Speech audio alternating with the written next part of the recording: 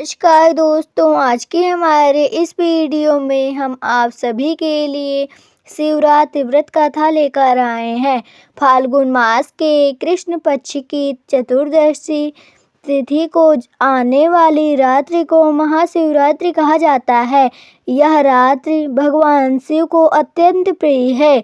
पुराणों में वर्णन मिलता है कि इस दिन व्रत, उपवास, रात्रि जागरण और शिवलिंग पर अभिषेक करने से समस्त पाप नष्ट हो जाते हैं तथा मनुष्य को मोक्ष की प्राप्ति होती है। हिमालय की गोद में स्थित कैलाश पर एक समय माता पार्वती ने भगवान शिव से प्रश्न किया, हे नाथ, ऐसा कौन सा व्रत है जिसे करने से मनुष्य को समस्त पापों से मुक्ति और आपकी विशेष कृपा प्राप्त हो।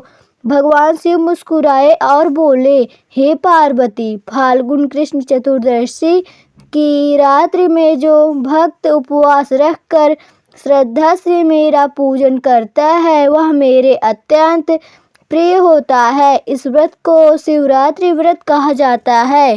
भगवान शिव ने बताया कि यह रात्रि केवल एक पर्व नहीं बल्कि आत्मशुद्धि का अवसर है। इस दिन प्रातः काल स्नान करके संकल्प लिया जाता है। दिन भर उपवास रखा जाता है। रात्रि में 4 प्रहरों में शिवलिंग का अभिषेक किया जाता है।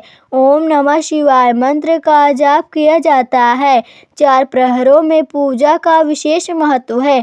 प्रथम प्रहर जल से अभिषेक, द्वितीय प्रहर दही से अभिषेक, तृतीय प्रहर घी से अभिषेक, चतुर्थ प्रहर शहद और गंगा जल से अभिषेक। इसके पश्चात बेलपत्र, धतूरा, आक, चंदन, भस्म आदि अर्पित किए जाते हैं। शास्त्रों में वर्णित है कि इसी रात्रि में भगवान शिव ने लिंग रूप में प्रकट होकर ब्रह्मा और विष्णु के अहंकार का नाश किया।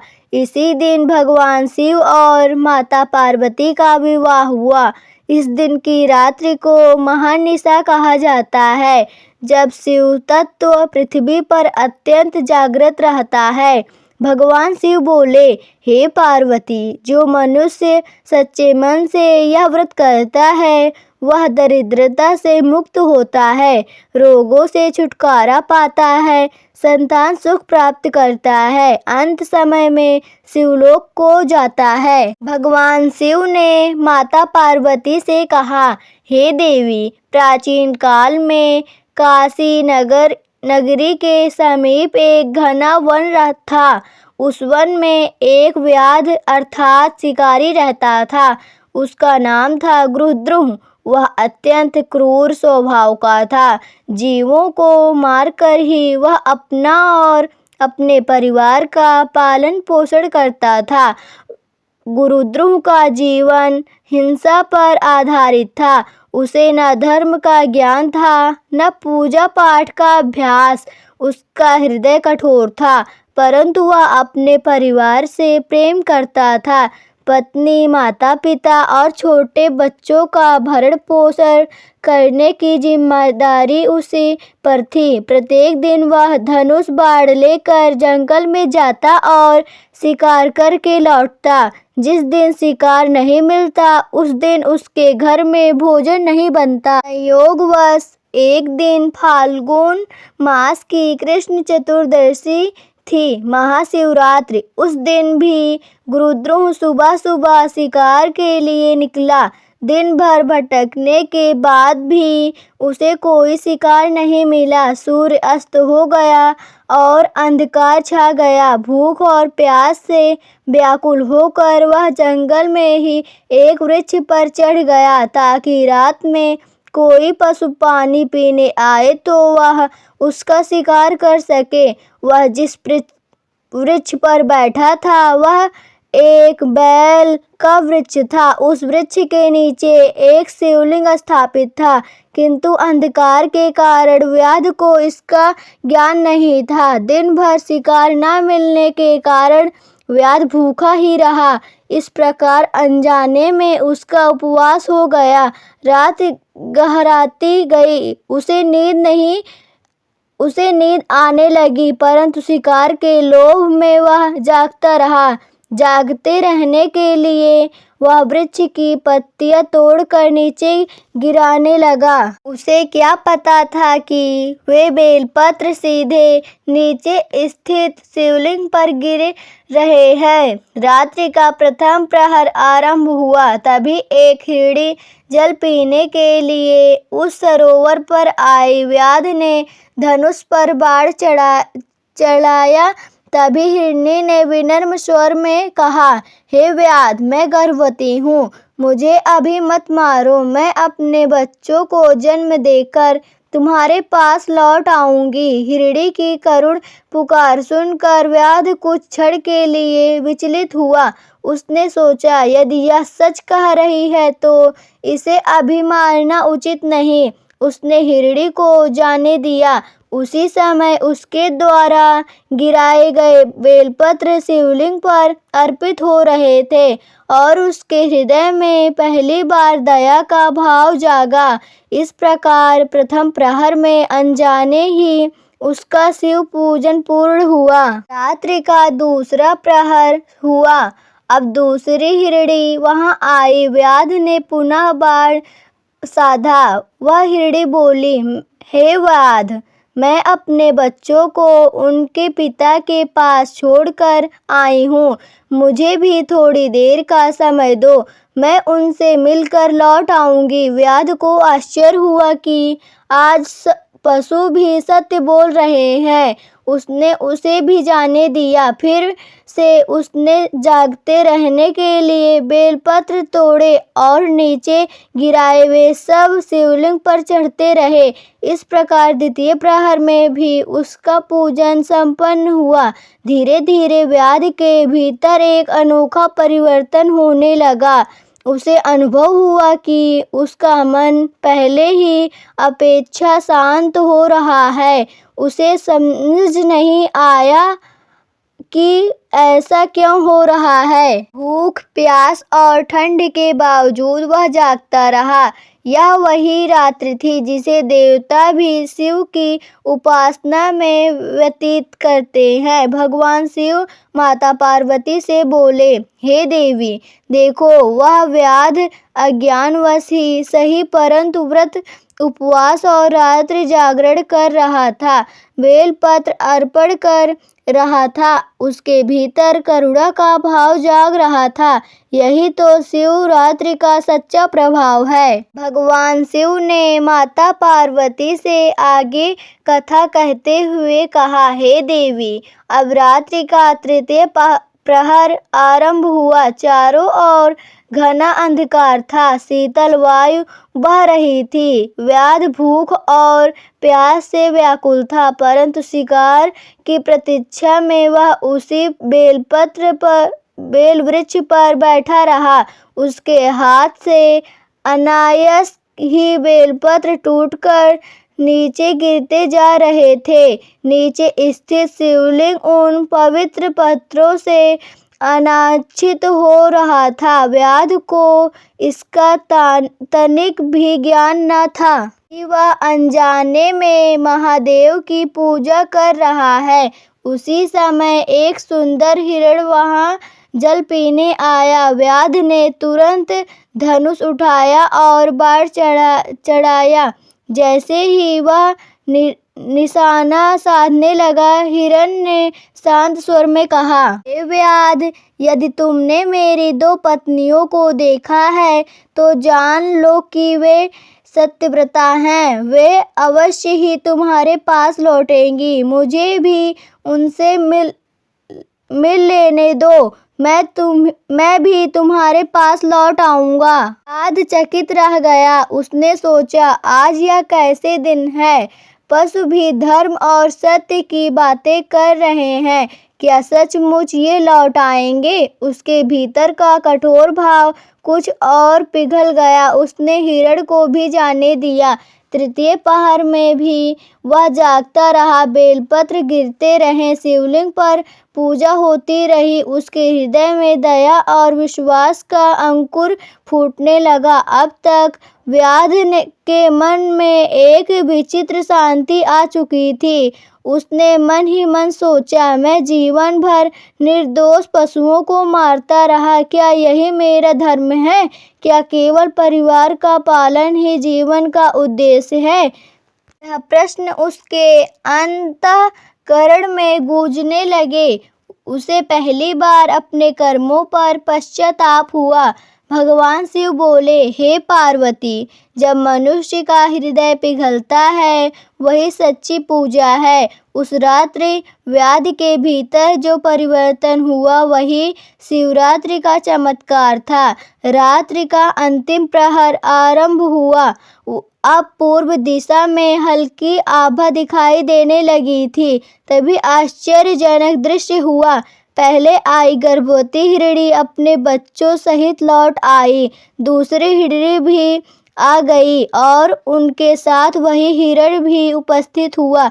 सभी ने व्याध के सामने सिर झुका दिया और कहा, हे व्याध, हमने वचन दिया था इसलिए हम लौट आए हैं।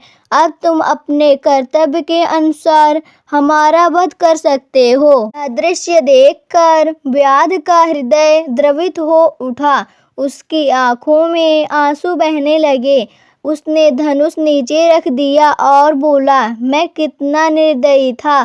तुम पशु होकर भी वचन के प्रति इतने सत्यनिष्ठ हो और मैं मनुष्य होकर भी अधर्मी रहा। आज से मैं किसी जीव की हत्या नहीं करूँगा।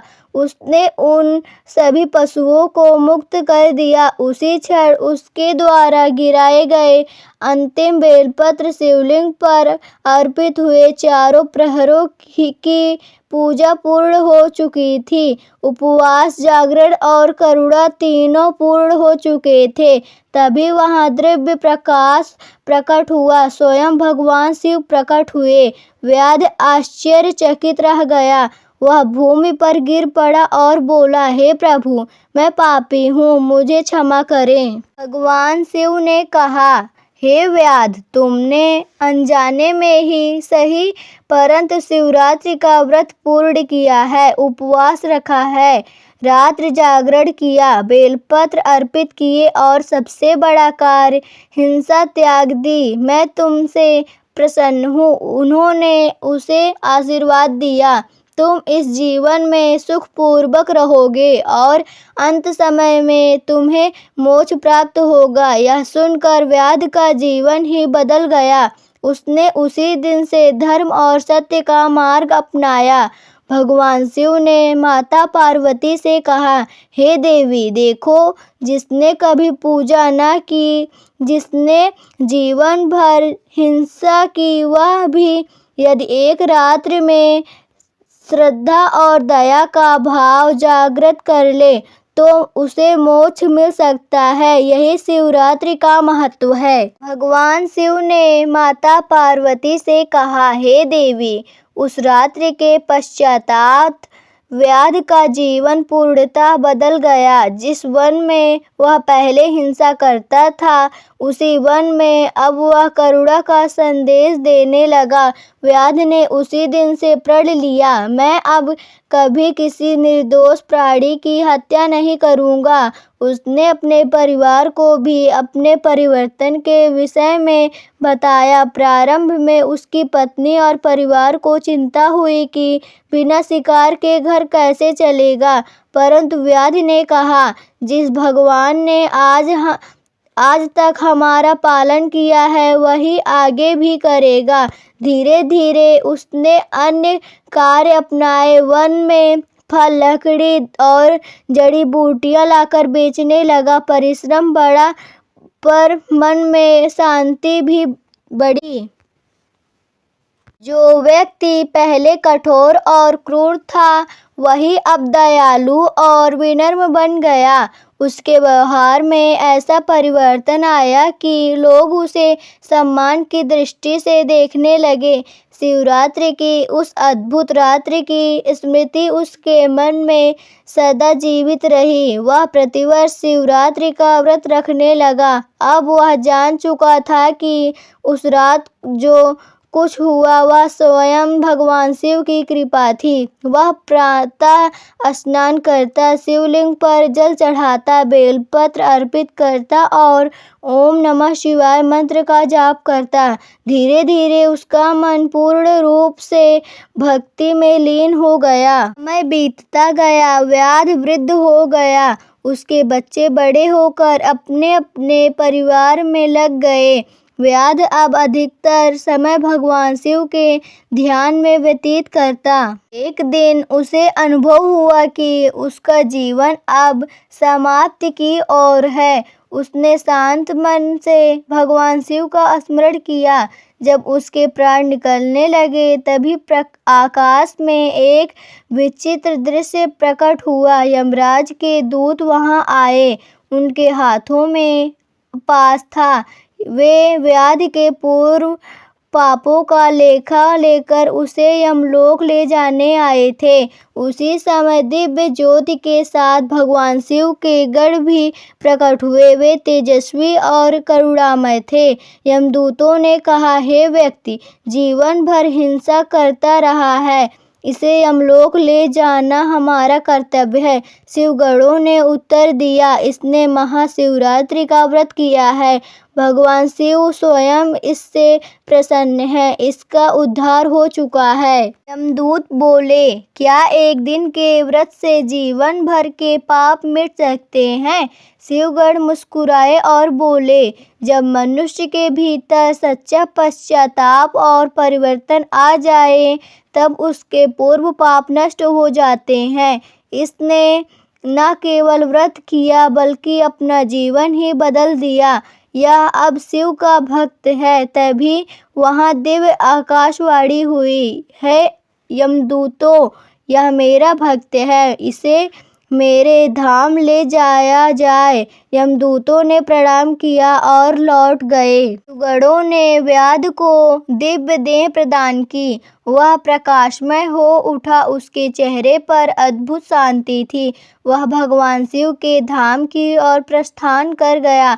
भगवान शिव ने माता पार्वती से कहा, हे देवी, देखो, मेरे व्रत का प्रभाव इतना महान है कि एक पापी भी यदि सच्चे मन से पश्चाताप कर ले तो उसे शिवलोक प्राप्त होता है। भगवान शिव ने माता पार्वती से कहा, हे देवी, अब मैं तुम्हें उस अद्भुत घटना का वर्णन करता हूँ जो महाशिवरात्रि की ही पावन रात्रि में घटी थी। इसी दिन मैंने अग्नि स्तंभ के रूप में प्रकट होकर ब्रह्मा और विष्णु के अहंकार का नाश किया था। सृष्टि के प्रारंभ में एक समय ब्रह्मा और विष्णु के बीच विवाद उत्पन्न हो गया। दोनों ही अपने अपने कार्यों के कारण स्वयं को श्रेष्ठ मानते थे। ब्रह्मा बोले, मैं सृष्टि का रचयिता हूँ, इसलिए मैं सर्वोच्च हूँ। विष्णु बोले, मैं सृष्टि का पालन करता हूँ, इसलिए मैं महान हूँ। उनका विवाद बढ़ता गया। देवगण चिंतित हो उठे। उसी समय अचानक आकाश और पृथ्वी के बीच एक विशाल अग्नि स्तंभ ज्योतिर्लिंग प्रकट हुआ। उसका न आदि दिखता था न अंत। वह अनंत तेजस्वी और दिव्य था। ब्रह्मा और विष्णु उस अद्भुत दृश्य को देखकर चकित रह गए। उन्होंने निश्चय किया, जो इस स्तंभ का आदि या अंत खोज लेगा वही श्रेष्ठ माना जाएगा। ब्रह्मा जी हंस का रूप धारण करके ऊपर की ओर उड़ चले ताकि उस अग्नि स्तंभ का शीर्ष खोज सके। वे अनंत आकाश में उड़ते रहे परंतु उन्हें अंत नहीं मिला। कुछ समय बीत गया। वे थक गए किंतु शिखर नहीं मिला। विष्णु भगवान ने वराह का रूप धारण किया और नीचे की ओर गए ताकि उस स्तंभ का आधार खोज सके। वे पृथ्वी के गर्भ में गहराई तक गए परंतु उन्हें भी उसका अंत नहीं मिला। अंततः वे भी थक कर लौट आए। लौटते समय ब्रह्मा जी को केतकी का पुष्प ऊपर से गिरता हुआ मिला। उन्होंने उससे पूछा, तुम कहाँ से आ रही हो? केतकी ने उत्तर दिया, मैं इस अग्नि स्तंभ के शिखर से आ रही हूँ। ब्रह्मा जी ने सोचा, यदि यह पुष्प मेरे साथ गवाही दे दे तो मैं विजयी हो जाऊंगा। उन्होंने केतकी से झूठी साझी देने को कहा। केतकी ने सहमति दे दी। जब दोनों पुनः मिले तो विष्णु ने विनम्रता से कहा, मैं अंत नहीं खोज पाया, यह स्तंभ अनंत है। ब्रह्मा बोले, मैं शिखर तक पहुँच गया था, यह केतकी पुष्प मेरी साक्षी है। तभी उस अग्नि स्तंभ में दिव्य ध्वनि गूंजी। स्वयं भगवान शिव प्रकट हुए। उन्होंने कहा, हे ब्रह्मा, तुमने असत्य का सहारा लिया है, अहंकार ने तुम्हें अंधा कर दिया। भगवान शिव ने ब्रह्मा को शाप दिया, तुम्हारी पृथ्वी पर पूजा नहीं होगी, और केतकी पुष्प को भी शाप दिया, तुम मेरे पूजन में अर्पित नहीं किए जाओगे। विष्णु की सत्य निष्ठा से प्रसन्न होकर शिव ने उन्हें आशीर्वाद दिया। उस अनंत अग्नि स्तंभ को ही ज्योतिर्लिंग कहा गया। भगवान शिव ने कहा, जो इस दिन मेरी उपासना करेगा वह मेरे इस अनंत स्वरूप का ध्यान करेगा और मुझे उसे मोक्ष प्राप्त होगा। यह घटना फाल्गुन कृष्ण चतुर्दशी की रात्रि में हुई थी, इसलिए यह रात्रि महाशिवरात्रि के नाम से विख्यात हुई। भगवान शिव ने माता पार्वती से कहा, हे देवी, अब मैं तुम्हें उस पावन प्रसंग का वर्णन करता हूँ जो शिवरात्रि से गहराई से जुड़ा है। तुम्हारा और मेरा दिव्य विवाह प्राचीन काल में आप ही सती के रूप में प्रकट हुई थी। राजा दक्ष की कन्या आपने शिव को पति रूप में वर्ण किया था, परंतु दक्ष के यज्ञ में शिव का अपमान हुआ। अपमान सह न पाने के कारण सती ने योगाग्नि में अपने प्राण त्याग दिए। यह देखकर भगवान शिव अत्यंत विरक्त और तेजस्वी हो गए। वे संसार से उदासीन होकर समाधि में लीन रहने लगे। देवता चिंतित हो उठे, क्योंकि बिना शिव के शक्ति अधूरी थी और संसार का संतुलन डगमगाने लगा था। उसी समय हिमालय राज और उनकी पत्नी मैना ने कठोर तप किया। वे चाहते थे कि उनके यहाँ देवी स्वयं पुत्री रूप में जन्म ले। उनकी तपस्या से प्रसन्न होकर आदि शक्ति ने वर दिया और आपके रूप में पार्वती का जन्म हुआ। आप बचपन से ही अत्यंत तेजस्विनी, करुणामयी और दिव्य गुणों से संपन्न थी। आपके मन में बचपन से ही भगवान शिव के प्रति विशेष आकर्षण था। एक दिन देवर्षि नारद हिमालय के महल में आए। उन्होंने बालिका पार्वती को देखकर कहा, यह कन्या स्वयं आदि शक्ति है, इसका विवाह स्वयं भगवान शिव से होगा। यह सुनकर हिमालय और मैना प्रसन्न हुए, परंतु वे जानते थे कि शिव अत्यंत विरक्त और तपस्वी हैं, उन्हें प्रसन्न करना सरल नहीं। अब आप युवा हुई तो आपने निश्चय किया कि शिव को पति रूप में प्राप्त करने के लिए तपस्या करेंगी। आपके वन में जाकर कठोर तप आरंभ किया। पहले फलाहार किया, फिर केवल पत्तों पर जीवित रहे। अंततः आपने पत्ते भी त्याग दिए। इसी कारण आपका एक नाम पड़ा, अपर्णा, जो पत्ते भी न खाए। की तपस्या से तीनों लोक प्रभावित हुए। देवता भी आपके धैर्य और संकल्प को देखकर आश्चर्यचकित थे। देवताओं ने सोचा, यदि शिव समाधि से बाहर आए तभी विवाह संभव होगा। उन्होंने कामदेव को भेजा ताकि वह शिव की समाधि भंग करे। कामदेव ने पुष्प बाण चलाया। शिव ने जैसे ही नेत्र खोले वे क्रोधित हो उठे और तीसरे नेत्र की ज्वाला से कामदेव भस्म हो गए। देवता भयभीत हो गए, परंतु पार्वती की तपस्या निरंतर चलती रही। भगवान शिव ने आपकी परीक्षा लेने का विचार किया। वे एक ब्राह्मण का वेश धारण करके आपके सामने आए और बोले, हे देवी, तुम किसके लिए इतनी कठोर तपस्या कर रही हो? पार्वती ने उत्तर दिया, मैं भगवान शिव को पति रूप में पाने के लिए तप कर रही हूँ।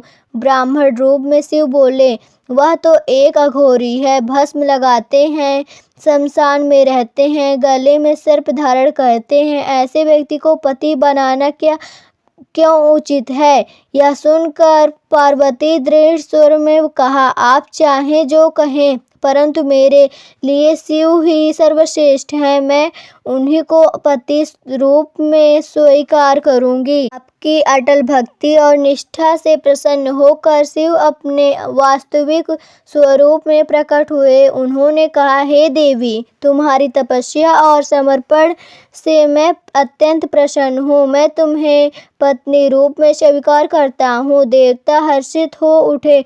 हिमालय और मैना को यह समाचार मिला तो वे आनंदित हुए। शास्त्रों में वर्णन है कि फाल्गुन कृष्ण चतुर्दशी की पावन रात्रि में ही शिव और पार्वती का विवाह संपन्न हुआ। इसलिए यह रात्रि केवल व्रत ही नहीं बल्कि दिव्य मिलन की रात्रि भी है।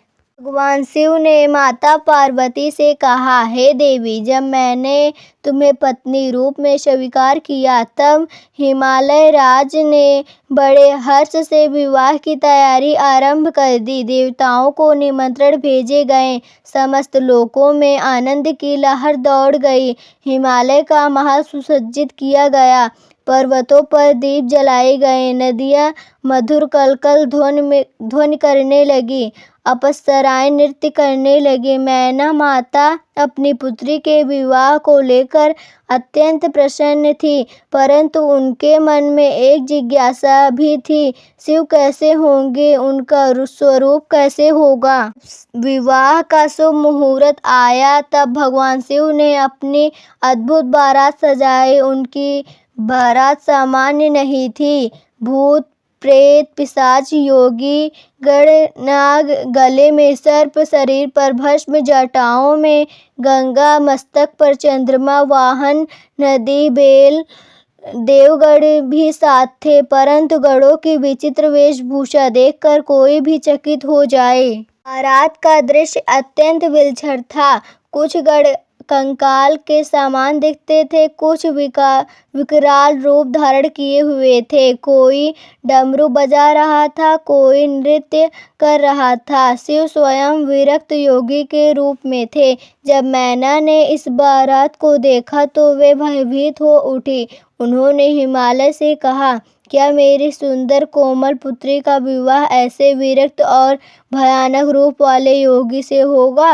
वे मूर्छित होने लगी। उन्हें चिंता हुई कि पार्वती का जीवन कैसे होगा। देवताओं ने स्थिति को संभाला। उन्होंने शिव से विनती की, हे महादेव, आप अपने सौम्य और सुंदर रूप में प्रकट हो ताकि मैना की शंका दूर हो। भगवान शिव मुस्कुराए। वे जानते थे कि यह माता की स्वाभाविक चिंता है। क्षण भर में शिव ने अपना रूप बदल लिया। उनका शरीर दिव्य आभा में चमकने लगा। भस्म के स्थान पर सुंदर वस्त्र धारण किए, आभूषणों से अलंकृत हो गए।